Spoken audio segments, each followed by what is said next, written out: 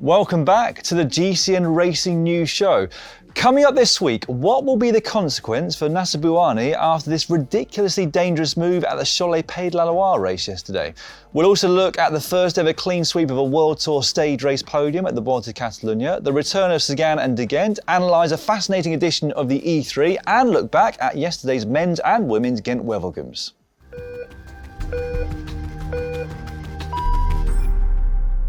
First up though, Cholet-Pays Loire. Now what I should be talking about right now is Ilia Viviani's first win in 554 days, his first win in Team Cofidis colours, and how great it is to see him back. However, instead, I'm going to be talking about rider safety and potential UCI action. Now the week had been really good in general from a rider safety point of view. Organisers of the E3 Saxo Bank Classic used some brand new barriers, with Sam Bennett amongst those to praise them for that. And in fact, Thomas van den Spiegel of Flanders Classics also confirmed that those same barriers will be used for their upcoming races, including yesterday's Gent Wevelgem.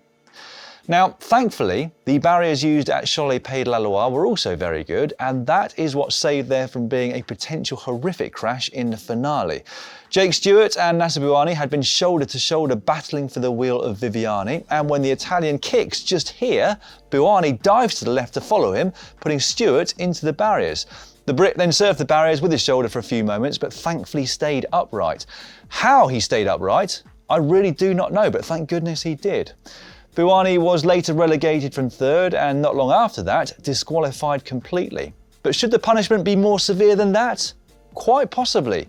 Bouhanni knew that Stewart was there. As I said, they'd been bumping shoulders for a while before the main incident. So I'm pretty sure he must have known what he was doing. Now this move was really no different in my view to that of Dylan Groenewegen at last year's Tour of Poland. That one caused life-changing injuries to Fabio Jakobsen, and Groenewegen is now still serving a 9-month ban from competition. What action will the UCI take against Bouhanni, if any, is going to be very interesting indeed. Are they going to make a decision based on the action or the consequence? Now, in my opinion, this is a very big opportunity for them to show very clearly that this type of behaviour will not be tolerated, no matter whether there was a severe consequence or not. Send out a clear message to all riders. If you ride in this fashion, you will not be allowed to compete for a determined period of time. Now, I would love to hear your thoughts on this subject. You can leave them in the comments section below, or you can also vote over in our poll on the GCN app. Stewart, for his part, was understandably rather angry about the incident, taking to social media and claiming that Bouhanni had told him after the finish that he had no respect. Pot, kettle and black are the words that come to mind there. Anyway, we should move on, but congratulations, Elia. It's great to see you back at the top. Actually, just before we move on, the UCI have, a few hours after recording, issued a press release on the matter. It reads, the Union Cycliste Internationale firmly condemns the dangerous conduct of the rider Nacer Bouhanni of Team Arkea Samsic, who pushed Jake Stewart of Groupama FDJ into the barriers during the final sprint of the Cholet-Pays Loire in France on Sunday. Bouhanni was disqualified by the UCI commissaires. The UCI has decided to refer the incident to its disciplinary commission and demand the imposition of sanctions that are appropriate to the seriousness of the action. So we'll keep you updated over the coming weeks when we find out exactly what that action is going to be. Next up, the E3 Saxo Bank Classic, and wow, what a race. It's often referred to as a mini Tour of Flanders as it includes many of the same climbs, but we can only hope that the Tour of Flanders is as exciting this coming Sunday. With 82 Ks to go, De Koning Quickstep put their entire team on the front, with Bert van Leeuwenberger and Tim de Klerk riding as if they were bringing Sam Bennett to the 200 metres to go sign on the Champs-Élysées. Only this was not for a sprint. This was to absolutely obliterate the peloton leading into and up the Tyenberg. It really was quite incredible to watch. Now, despite the climb being only 700 metres long, by the top, we had just 9 riders left in front. Stibar, Asgreen, Lampaert and Seneschal, all from De Koning Quickstep, plus Van der Poel, Van Aert, Trentin, Sturven and Matthews. Not a bad group to be in, if you can get an invite. Now, two things then changed the dynamic of the race after that. The first was that they caught a large early break, which made things a bit trickier. And the second was Wout van Aert's puncture. That meant he was caught by the group behind, which in turn meant that Jumbo Visma had to start chasing. Undeterred, De Koning decided to send Kasper Asgreen up the road on his own, with 67 kilometres to go. Now you could call that brave, you could call it a suicide move, but the man described by Brian Holm as a human motorbike lived up to that name. I cannot even begin to imagine the power he must be putting through the pedals to keep the groups behind him at bay. I mean, he was literally hovering in front of them for what seemed like an eternity, but every one of those groups contained at least one of his teammates. Now, by the final climb of the day, the Tegenberg, his lead was over 30 seconds, and that was when Wout van Aert made his move. However, he clearly overestimated his own strength, easy to do I guess if you're that good, and only served to drop himself. Van der Poel attacked off the back of Van Aert and drew a small group clear. Even then though, the catch was only made with 12 kilometres to go after Asgreen had been alone for 55 kilometres. A pat on the back from his teammate, his work for the day was done. Except it wasn't. He sat on for 7 kilometres, during which time his batteries must have been on some kind of rapid recharge function, because with just under 5k's to go, he went again. And this was not just any old attack, it was the sort of acceleration you'd see from a rider looking to get into the early break, fresh as a daisy. Nobody could react, not Van Avermaet, not Nacer, not even Mathieu van der Poel. And that, ladies and gentlemen, is how you win a classic and how you beat Van Aert and Van der Poel. Numbers, strategy, teamwork, and about 1,000,000 watts. And to think, Julian Alaphilippe wasn't even present. There are going to be a few worried teams this Sunday in the Tour of Flanders. Meanwhile, down in Spain, the Volta Catalunya concluded yesterday with a clean sweep of the podium for Ineos Grenadiers. Adam Yates first, Richie Porte second, and Geraint Thomas in third.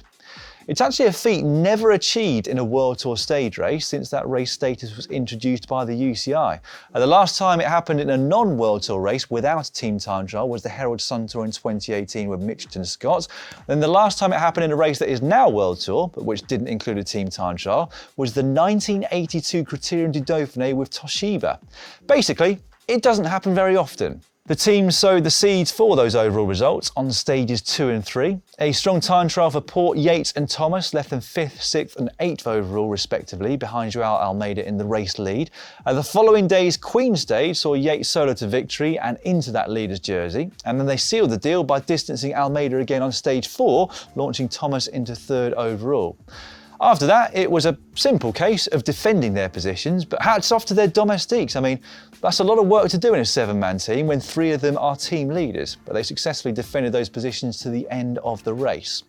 And I guess the only fly in the ointment for Ineos Grenadiers was the absence of a certain Tadej Pogačar and Primož Roglič. Those are the 2 riders they're ultimately going to have to try and beat in July at the biggest race of the year, the Tour de France.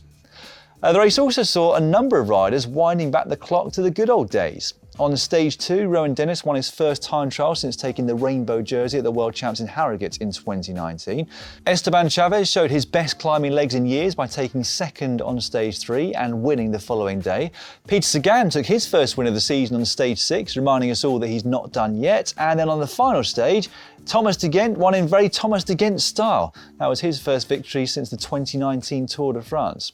I mean, we talk a lot about the new generation of pros dominating the sport, but I love seeing the older generation showing us that class is very much permanent. And how could I forget Alejandro Valverde, 4th overall at the age of 40, 19 years after he first competed at that race.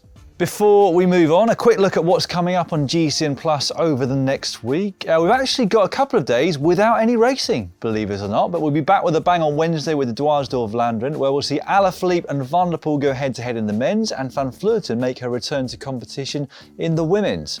On Saturday, it's the Grand Premio Miguel Indurain down in Spain, and on Sunday, my favourite races of the year, the men's and women's Tour of Flanders or Ronde van Vlaanderen. Stay tuned, in fact, for our big preview coming to the channel later this week. Territory restrictions do apply though, so please check what is available where you are. Something that's available in all GCN Plus territories this coming Friday is the latest in our Legends film series. So you've seen Schleck, Museo, Taffy and Cancellara, and the latest one coming out on Friday is Marcel Kittel. Bernie Eisel went out to visit him, and it's a fascinating insight into the man, into his career, and also into that decision to retire far earlier than we were expecting him to. As mentioned, out on Friday on GCN Plus, so don't miss that. So this is the basement, my bike chamber, and this is the Tour de France bike from 2014.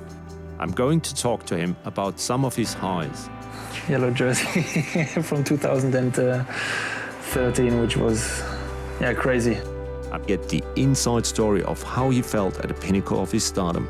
I was completely on fire. I just tried to push as hard as I could. As a sprinter, you always live for this finish line, but you have to remember, okay, this is really special. And why at the top of his game did Marcel quit the sport he loved? I was at the point where I felt horrible. The difficult moments really teach you who you are, and I learned who I am. During his career, he was known for his explosive power. I get back out on the road with him to see if he still packs a punch. 3, 2, 1, go! Come on, Donny! Get unique access and get under the skin of this world-class Grand Tour rider. I always loved riding my bike, but the reasons why I sit on my bike now are different. The real Marcel Kittel, the king of sprints. Last but not least, let's talk Gent Wevelgem, shall we? Double bubble for Jumbo Visma. In the men's, the winning move effectively went clear with about 200 k's still to go after crosswinds created echelons. Amongst the riders in that front split, Van Aert, Matthews, Kung, Nizzolo, Trentin, and somewhat surprisingly, only one De Koning Quickstep rider, Sam Bennett. The Irishman rode very well over all the cobbled climbs, staying with the leaders a final time up the Kemmelberg, but then it all went wrong. We had some graphic images of him being physically sick with about 25 k's to go. Something clearly wasn't right. To find out what, let's hear it straight from the horse's mouth, so to speak.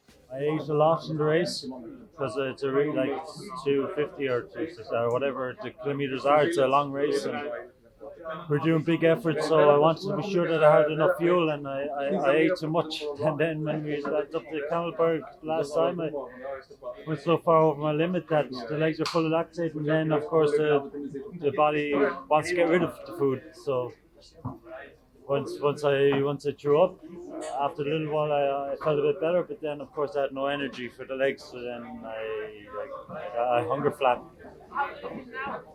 I'm okay now. I'm okay. But I was coming in, even the last meters, I was bad, but I just need a bit of sugar and I'll be fine.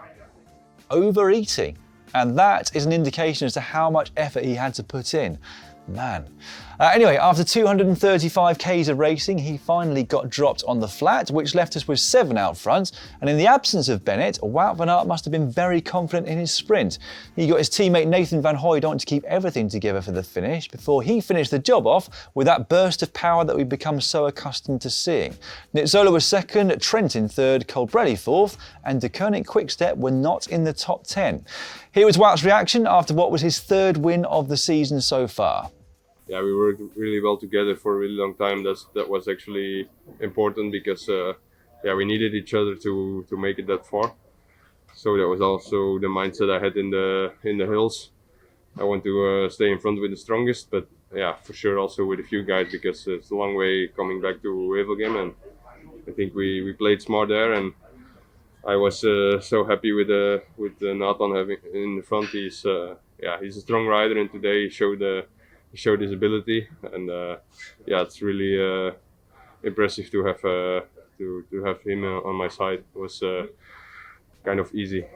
That was the 50th Belgian win at that race, incidentally, and the first since Greg van Avermaet did it in 2017. In the women's, things didn't split up quite as much as in the men's, and we still had quite a large group together after the final ascent of the Kemmelberg. Young Anna Henderson of Jumbo Visma made a brave move solo after that, but was caught by Trek Segafredo, who split things up in the crosswinds. Elisa Longo Borghini rode everybody except for Soraya Paladin off her wheel, and the 2 Italians were only caught within sight of the finish line. And so we had a sprint, won, in some style, by Marianne Vos. The boss kicked with over 300 metres still remaining, and nobody could get near her. Gent Wevelgem was one of the few races she hadn't won in her career, but she's ticked that one off her list now too, and in doing so gave Jumbo Visma women's team their first ever win. Understandably, she was pretty pleased after that. Well, in the end I just tried to make my own line and think about, not to waste too much energy before the last 200 meters and then just start the sprint. But when I went pretty early, and I thought it was going to be too long. But the tailwind was in my advantage, so I'm pretty happy I could keep it until the line. Brilliant stuff. Now in other news, no news on Paris-Roubaix. This time last week, Le Parisien wrote an article in which they said the race will be postponed again this year due to the strict lockdown in place in northern France, but this has not, as we record this at least, been confirmed or denied by race organisation ASO. We can only deduce, I guess, that talks are still ongoing between them and the authorities, so fingers crossed we'll have the news that we're all hoping for this week. Everybody keep everything crossed, in fact, for the next few days. Some news that ASO did release last week is that the Tour de France will start in Bilbao in the Basque Country in 2023. That will be the 110th edition of the race. The last time the race started in the Basque Country, or anywhere in Spain for that matter, was back in 1992. And finally, things have gone from bad to worse for British cycling. The World Anti-Doping Agency have launched an investigation into the governing body to look into evidence that UK anti-doping had allowed British cycling to conduct its own inquiry into a rider that was alleged to have tested positive for the banned substance nandrolone in 2011. UCAD have said that they have no record of what happened, and in many ways that's besides the point, as Wilder Code states that governing bodies such as British Cycling cannot conduct their own investigations into these types of matters. I've got no doubt we'll be hearing far more about this over the coming weeks. Shall we finish though with something a bit happier than that? Yeah, let's do it. Here is Nastana Soigneur making a little girl's day down in Catalonia. I love that. Everything that's great about our sport in a nutshell right there. Right, that is all for this week's show. I'll be back for the GCN show with Si tomorrow, and then I'll be commentating, in fact, at Dwars-door-Vlaanderen on Wednesday. So I very much hope you'll join us then for what should be another cracking race. As with all Flanders Classics races this year, the men's race will be first, and then you can watch the women's race straight after that. See you then. Bye for now.